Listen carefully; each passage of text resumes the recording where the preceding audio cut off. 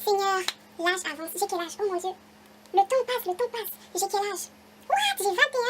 Non, puis qu'est-ce que j'ai fait? Les autres avancent. Elle commence déjà à travailler. Elle travaille à la banque. Puis moi, je suis encore là. Seigneur. Mon Dieu, l'âge avance, je ne comprends pas. Seigneur, est-ce que tu m'entends vraiment? Seigneur, est-ce que tu m'écoutes vraiment? Tu écoutes mes cris? L'âge avance. J'ai 21 ans. Puis rien. Je sens comme s'il n'y a rien qui va. Honnêtement, il y a quelque chose qui bloque quelque part ou comment?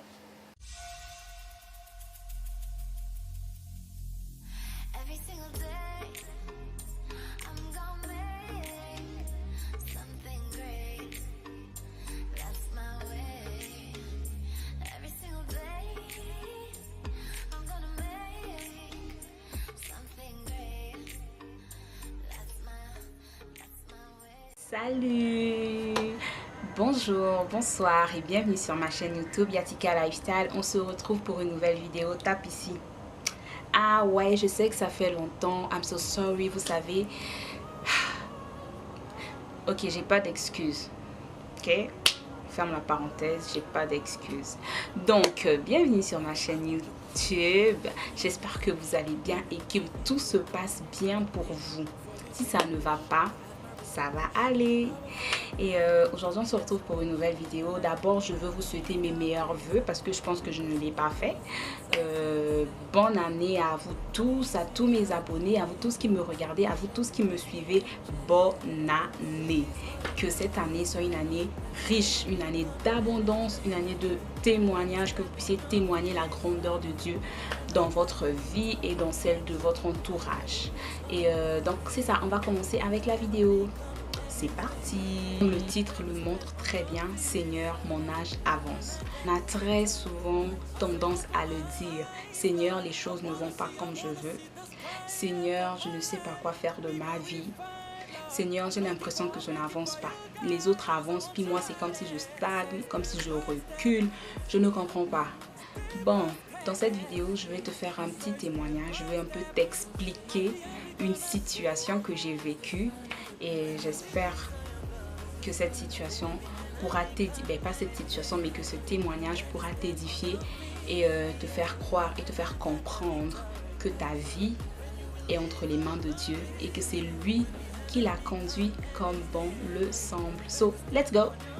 Depuis toute petite, j'ai toujours voulu finir mes études jeunes, travailler jeune, avoir des enfants jeunes, avoir un jeune. Bon, là encore, si tu vois, j'avais pas vraiment la vision parfaite du mariage, mais moi je me disais, je veux juste avoir quelqu'un, puis avec des enfants, puis d'adulte.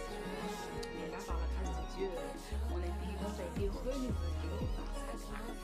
Donc après, moi, je me suis toujours dit que je voulais finir mes études tôt, j'ai ma famille tôt, puis après la vie continue. Pour faire suite à ce que je disais, c'est que quand je suis arrivée au Canada, d'abord avant que je n'arrive au Canada, j'étais au Congo-Brazzaville. Et au Congo-Brazzaville, j'étais à l'université et j'étais à ma deuxième année. J'étais à ma deuxième année. J'étais à ma deuxième année à l'université et en ressources humaines. Ok, j'étais à ma deuxième année en ressources humaines. Et moi, dans ma tête, je me suis dit, j'ai fait mon plan, ok, comme toute autre personne normale, si je peux le dire. Donc j'ai fait mon plan. Je me suis dit ok, je vais faire ma licence, ok, je vais faire ma licence en ressources humaines et ensuite de ça je vais faire ma maîtrise, genre mon master 1 et 2 et je vais continuer en France, ok. Donc c'était déjà établi comme ça dans ma tête. 3, je fais mon année de licence qui dure 3 ans, puis mes 2 ans de maîtrise, puis que je continue en France, puis après je finis, je fonde ma famille, j'ai mon mari, j'ai mes enfants, puis j'ai ma maison, puis that's it. Mais non, ça s'est pas passé comme ça. Non, aucunement. Donc là, un jour, comme ça, on m'appelle, ma mère m'appelle, elle me dit Jessica, tu vas aller au Canada, je sais pas, c'était dans 3 semaines, un truc comme ça. Moi j'étais comme, what? Comment ça je vais aller au Canada dans 3 semaines? Je comprenais pas. Oh, vas-y, tu vas aller au Canada dans 3 semaines. Bon, moi j'ai juste pris ça pour la blague, mais c'était sérieux. Donc après, finalement, je suis arrivée au Canada. Et lorsque j'arrive au Canada, moi, dans ma tête, je me suis dit, ok, je vais continuer avec la 3e année, vu que j'étais en 2e année. Donc, je vais continuer en 3e année. Comme ça, au moins, je ne perds pas mes années. Hey! Mais ce que je pensais là, c'est pas ce qui est arrivé. quand je suis arrivée ici, il y avait des démarches administratives qu'il fallait suivre et tout. Il fallait mon diplôme, il fallait mes relevés de notes, il fallait plein de choses qu'il fallait mettre en place et tout afin de faire mon inscription. Mais hélas, comme nous le savons très bien, au Congo, les choses ne se passent toujours pas comme on veut. Donc là, j'attendais mes diplômes, j'attendais toutes mes affaires en fait, ben, on ne me les envoyait pas. Et il y avait tout un problème administratif qui a fait que je puisse manquer mon inscription. Et donc j'ai manqué l'inscription et il me restait en fait, j'avais le choix, je pouvais m'inscrire en janvier. Ok, je pouvais m'inscrire en septembre ou m'inscrire en janvier. Donc la date limite de septembre était passée, donc je ne pouvais plus m'inscrire du tout. Et ensuite, qu'est-ce qui s'est passé? J'ai commencé à prier, j'ai dit Seigneur, il faut que je puisse aller à l'université et tout. Parce que déjà là, on m'avait appris que non, je ne pouvais pas continuer la 3e année parce que plein de choses qui s'étaient passées. Donc il fallait que je refasse encore, que je reparte en première année. Et d'abord ça m'avait déstabilisée parce que je me suis dit c'est pas possible Seigneur, comment ça? Moi j'ai fait mes plans et puis je vais encore repartir en première année alors que toutes mes amies sont en 3e année. Ça marche pas. J'ai dit ça marche pas. Fait que je me suis dit ok, je vais quand même essayer en janvier pour la rentrée de janvier et tout, on va voir comment ça va aller. Même chose, je priais, hein, je priais, j'étais là, je déclarais, je dis non et tout. Moi, je vais aller à l'université, tout ça là, je priais. Quoi? Qu'est-ce qui s'est passé? Rien. Genre, ça n'a pas marché, comme les universités, partout, ça ne marchait pas. Que non. Moi, je suis comme, oh, ok, qu'est-ce qui se passe? Donc là, ça m'avait déjà déstabilisée. Et je vous dis, les amis, je pleurais toutes les nuits, je pleurais. Et je pleurais, je disais Seigneur, comment ça j'arrive ici au Canada? D'ailleurs tu m'as appelé, tu m'as emmené ici au Canada, pourquoi? Moi j'étais pour moi bien au Congo, j'étais en 2e année, j'allais finir ma 3e année, j'allais avoir ma licence. Et ensuite j'allais faire mes 2 ans de maîtrise en France, puis j'allais finir, puis ma vie allait être bien, j'ai mon mari, puis j'ai mes enfants. Mais là je ne comprends pas, parce qu'il faut savoir que... j'ai fini mes études jeune, j'ai eu mon bac très jeune et donc normalement si mes calculs sont bons, j'allais finir, là on est le... Ok, j'ai commencé 2016, j'étais en 2e année, donc en 3e année, j'allais avoir ma licence en 2017, fait que ma maîtrise 2018-2019, normalement j'allais finir en 2019. L'école là, j'allais finir l'école en 2019. Donc en 2019, j'allais avoir 21, c'est ça. Donc moi dans ma tête je me suis dit ok, je finis l'école à 21 ans. Donc j'ai un mari 22 ans, je peux avoir les enfants 23 ans, 24, fait que tu vois non, une jeune mère, jeune et tout, épouse jeune, you know. C'était ça qui était dans ma tête. J'ai dit non mais comment ça après le Canada a juste tout bouleversé et donc j'étais vraiment down. Je me disais Seigneur c'est pas possible, comment ça moi j'ai fait mes plans, comment ça moi j'avais déjà tout établi, j'avais déjà fait mes choses et tout. Puis là Seigneur je dois encore repartir en première année alors que mes amis m'écrivaient oh oui on a commencé et tout, là il me reste juste une année, je finis. Puis là, toi, t'es comme tout le monde t'appelle, t'écris. Ah, mais Jessica, toi, qu'est-ce que tu fais là-bas au Canada? T'as commencé l'école, puis toi, t'es comme... Oh, mais comment? Donc, tu vas reprendre en première année. Donc, les gens te posaient plein de questions. Puis moi, j'étais déstabilisée. Je te disais, c'est pas possible, Seigneur, comment ça? Un tel a déjà fini et tout. Elle est déjà en 3e année, elle aura sa licence. Puis moi, je reprends même pas la 2e année, mais la première année. Seigneur, c'est impossible. Et donc, je pleurais. Ma mère et témoin. Je pleurais toutes les nuits. Je pleurais. Ma mère était là, me consoler. Mais Jessica et tout, toi, tu fais tes plans. Comment ça? Dieu lui-même, il est au contrôle. Dieu même sait pourquoi. Et tu sais, hein, c'est différent. Quand une personne vient te dire des choses et que toi tu vis le contraire en fait, c'est vraiment difficile de pouvoir dire ouais t'as raison. Et frère c'est difficile hein. Et donc moi là j'étais là, oh mon Dieu, je pleurais. C'est pas possible Seigneur, pourquoi moi j'étais moi bien au Congo et tout, je comprends pas pourquoi. Je pleurais. Une fois, comme je dis, Dieu est bon, ok. Dieu est bon, il nous écoute, de fois il a même compassion, il a même... Il se dit, hey ma fille, si tu savais ce que j'avais pour toi là, t'allais même pas pleurer, gaspiller tes larmes comme ça.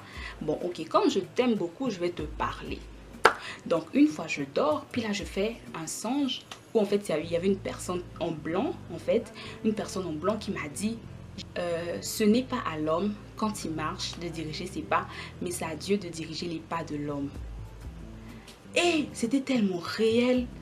Quand je me suis réveillée directement, vu que je dors avec ma Bible juste à côté, fait que là, je regarde ma Bible et je tombe sur le même passage. Je suis comme, Seigneur, tu viens de me parler. J'ai dit, Dieu m'a parlé. Puis quand j'ai vu ça, ça m'a juste comme mis la paix dans mon cœur. J'étais comme, ok Seigneur, je te fais confiance, toi-même conduis mes pas. Et donc j'ai dit ça à ma mère, j'ai dit, maman, regarde. Elle m'a dit, tu as vu, moi je te disais, toi tu es là, tu t'inquiètes et tout, moi je te disais et tout. Moi j'étais comme, Seigneur, pardonne-moi.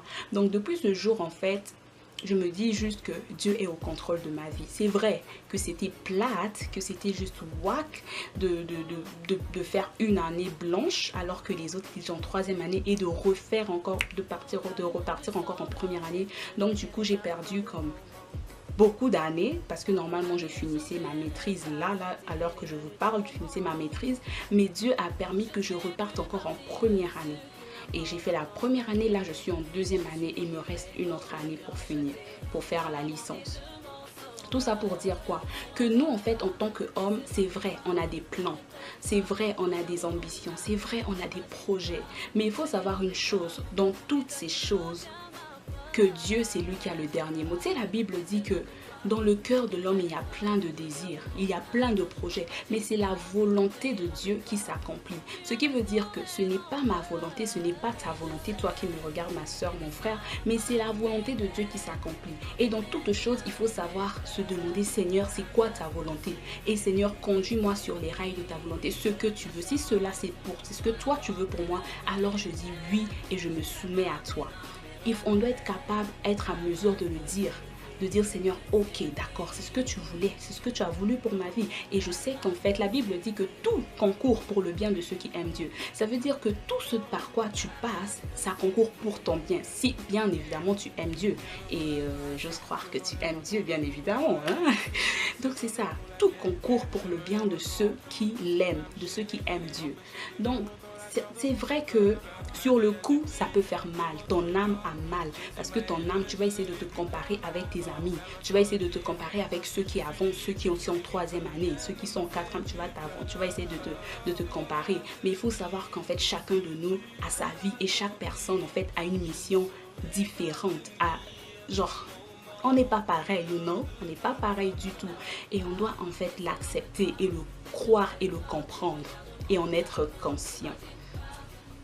Donc tout ça pour dire que ouais, vraiment Dieu il est au contrôle de toutes choses et c'est lui qui conduit nos pas. Je vais juste lire les versets avec toi, ça sera pas long.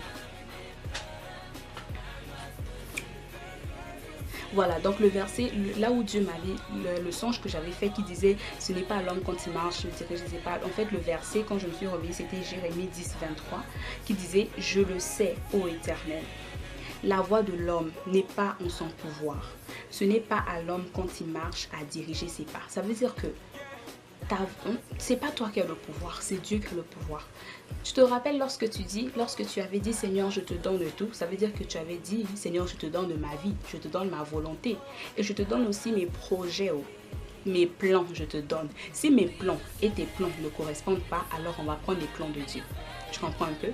Donc c'est ça. Voilà.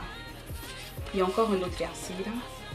Ah, faudrait que je vous le lise, ok. Mais ok, je vais juste mettre les versets en bas, ou juste à côté quelque part. Je vais juste les mettre là. Donc il y a le proverbe 16:1 qui parle aussi de ça. Il y a le proverbe 19:21. Il y a le proverbe 16:9.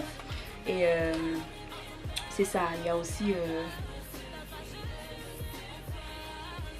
Il y a le proverbe 3, 5, 6 qui dit que confie-toi en l'Éternel de tout ton cœur et ne t'appuie pas sur ta sagesse. Reconnais-le dans toutes tes voies et il aplanira tes sentiers.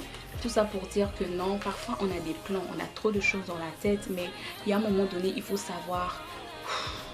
Tu vois, il faut savoir décrocher, laisser Dieu au contrôle. Il faut laisser Dieu lui-même gérer toutes choses. La Bible dit que celui qui se confie en lui, son visage est rayonnant de joie. Son visage ne se couvre point de honte.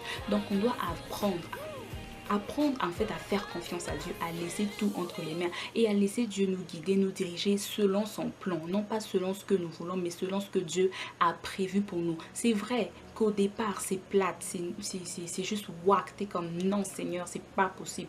Mais il faut savoir en fait prendre sur toi, tu prends sur toi puis tu essaies et tu dis Seigneur ok, si cela c'est ta volonté, alors je dis oui à ta volonté. Seigneur, ça voulait tout simplement dire que c'est désormais lui le maître de ta vie, c'est que tu ne fais plus ce que tu veux, ce n'est plus ce que toi tu as prévu, mais c'est ce que lui il a prévu pour toi. Donc on se calme. Non, non, je rigole. Mais c'est genre, faut juste arrêter, ok? Arrêter de vouloir tout contrôler. C'est ça en fait le truc. On veut tellement tout contrôler, nous les hommes, vouloir avoir le contrôle sur tout. Mais avec Dieu, ça marche pas comme ça. On doit se laisser guider, on doit vraiment apprendre à faire confiance à Dieu. Et dans tous les cas, on est gagnant en fait. Lorsqu'on laisse Dieu prendre le contrôle, lorsqu'on fait confiance à Dieu, c'est nous les gagnants dans l'histoire. Parce que la Bible dit que tout concourt pour le bien de ceux qui aiment Dieu. Ça veut dire que si je suis restée une année à la maison, cela a et c'était pour mon bien, tu vois. Cela veut dire que si je ne suis pas allée à l'université cette année-là, c'était pour mon bien. Cela veut dire que si j'ai pas gradué, si j'ai pas fini ma maîtrise en 2020, en 2019 ici, ben c'est pour mon bien. Je rends grâce à Dieu. Tu comprends un peu? Tu rends grâce à Dieu pour tout. C'est pas facile, I know, but on doit le faire. C'est ça, on doit laisser Dieu contrôler. Vous savez, moi, je calculais trop. Je calculais tellement, qu'il y a eu un moment donné, je sais comme, non, Seigneur, ça va trop loin. Comme, j'en ai jusqu'ici, Seigneur, je te laisse le contrôle. Tu prends le contrôle. Toi-même, calcule ma vie parce que déjà, j'aime pas les maths. Et les maths, ça me fait mal à la tête. Et être encore là, calculer comment ça va se passer, comment je vais faire, comment.